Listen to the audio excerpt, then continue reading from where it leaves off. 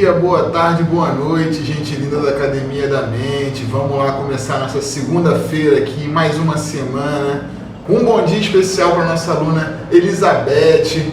Beijão, Lisa, feliz aniversário hoje. Terça-feira seria dia de festa, né? Nossa turma já estaria se preparando ali. Mas, enquanto não sai a vacina, vamos lá, vamos com calma aqui no distanciamento, no amor. Parabéns, Lisa, você merece. E aí, depois dessa consideração importante feita, vamos lá para o nosso tema dessa semana, pessoal. Nossa postilinha já foi entregue aí para vocês. São as virtudes cardeais, pessoal. Vocês certamente já ouviram falar nesse tema. Talvez não as virtudes cardeais, mas virtudes vocês com certeza conhecem. Porque a gente usa muito no nosso dia a dia, né? A gente usa, fulana não é perfeita, mas ela tem lá as suas virtudes. Ou então, o cicrano é um cara virtuoso. E se a gente for olhar no dicionário, a gente vai encontrar uma coisa parecida com isso mesmo. A gente vai encontrar ali alguns sinônimos como qualidade, riqueza, faculdade, e é mais ou menos o que a gente pensa. Só que a gente pode levar um pouco além e pensar assim, será que todo adjetivo positivo é uma virtude? A gente pode dizer, por exemplo, que a cortesia é uma virtude? Podemos dizer que a bondade, a gratidão, essas qualidades, elas são virtudes também? Porque pelo conceito atual, virtude abarca aí um monte de conceitos diferentes. E a gente vai chegar nas virtudes cardeais, que são basicamente 4, a gente vai falar sobre elas aí. Mas até antes de chegar nessas virtudes cardeais, o que é cada uma, a gente vai trabalhar mais durante a semana também, eu queria falar um pouco da etimologia desse conceito virtudes cardeais. Porque as virtudes, a gente estava discutindo aqui que a gente já conhece, né?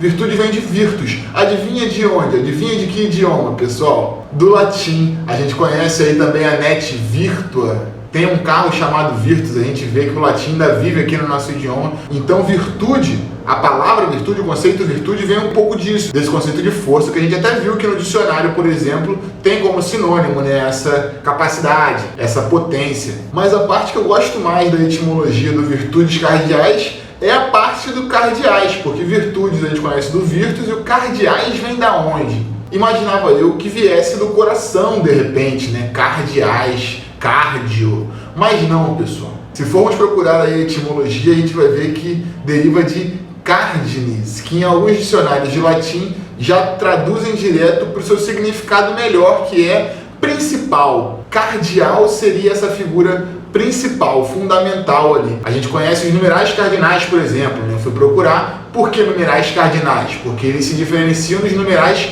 ordinais, né? Os ordinais colocam ali primeiro, segundo, referem-se a uma ordem. Já os cardinais referem-se a um valor absoluto, né? Um valor principal ali. Então é o 1, o 2 está falando do valor como algo absoluto ali, não o primeiro, não o segundo, não como uma posição. Também conhecemos os cardeais da igreja. E foi nessa busca aí, buscando a etimologia de cardeais da igreja para relacioná-lo, que a gente descobriu a origem de cardines, que a gente falou que era principal em latim. Cardinalis do latim, que dá origem ao cardinal, ao cardeal, origina-se de cardo ou de cardines, que era uma peça da dobradiça da porta. Em português a gente chama de gonzo ou até de dobradiça mesmo. Vou botar uma imagem aqui do lado para vocês verem. Mas o gonzo é basicamente uma peça se encaixando na outra ali, e aí quando elas se encaixam, a dobradiça roda, ó, mas sempre em torno do mesmo eixo, não é isso? Então, pensem aí que o cardinal ou o cardeal da igreja seriam figuras que rodam ali em torno de um eixo central. Quem seria esse eixo central da igreja? Seria o Papa. Então, os cardeais variam e giram em torno daquela figura central. E as virtudes cardeais também bebem dessa ideia de virtudes principais. A nossa vida pode até mudar, variar de posição, mas desde que seja sempre rodando em torno daquele eixo principal, que seriam as 4 virtudes cardeais. Que são elas? A sabedoria, a coragem, a temperança e a justiça. A gente vai falar mais sobre cada uma, mas hoje aqui eu só queria fazer uma abordagem breve, até falar um pouquinho antes ali, porque na semana passada a gente teve a oportunidade de falar sobre o Sócrates, e quando falamos sobre Sócrates a gente conversou sobre como a filosofia dividia-se ali, né, em pré-socráticos, socráticos e pós-socráticos, como ele foi uma figura relevante. Uma das diferenças fundamentais entre os pré-socráticos e os socráticos e os pós-socráticos foi trazer o sujeito para a filosofia, porque os pré-socráticos também são conhecidos por alguns estudiosos como filósofos naturalistas. Então a gente tem Tales de Mileto, a gente tem Arquimedes, que eram filósofos, mas tinham seus estudos muito mais voltados para os fenômenos naturais, e não exatamente a chuva, o sol, mas para tentar entender a origem do universo, a origem de todas as coisas, a origem do cosmos. Era esse o esforço filosófico desses pensadores. Então eles entendiam a matemática, a astronomia ali, e Sócrates já trouxe a filosofia para o indivíduo. A percepção ali era de que até que ponto a gente vai conseguir entender esse universo complexo. Talvez a gente só consiga entender esse universo complexo a partir do momento em que nos entendermos como seres. Os pré-socráticos estavam focados em coisas fundamentais ali, em coisas duradouras, pouco na nossa vida ali breve, né? Já os socráticos estavam focados muito no indivíduo, e quando a gente se foca ali no indivíduo, a gente começa a falar sobre virtudes, sobre maneiras de viver melhor.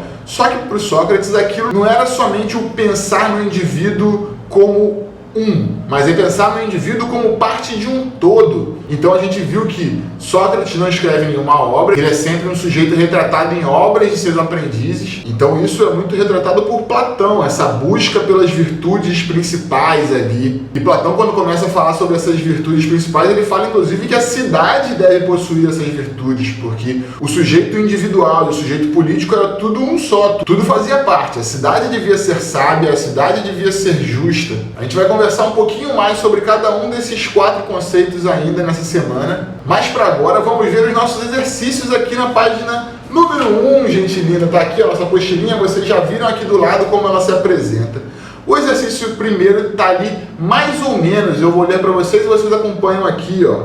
Sempre que o número estiver destacado, adicione 1. Quando estiver com fundo branco, subtraia 1. Molezinha, né? Então eu tenho lá, ó, 6 com fundo destacado, eu vou lá e adiciono 1, tá o exemplo lá 7.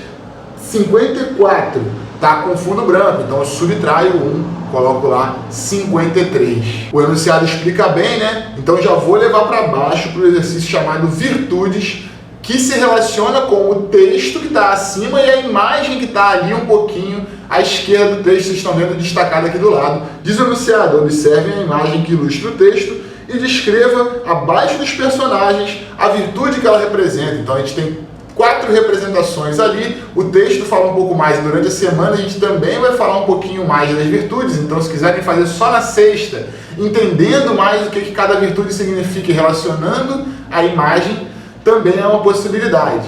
Mas 2 exercícios simples para começar nessa semana. Novamente parabéns para Elizabeth. Vamos lá, gente linda, até amanhã.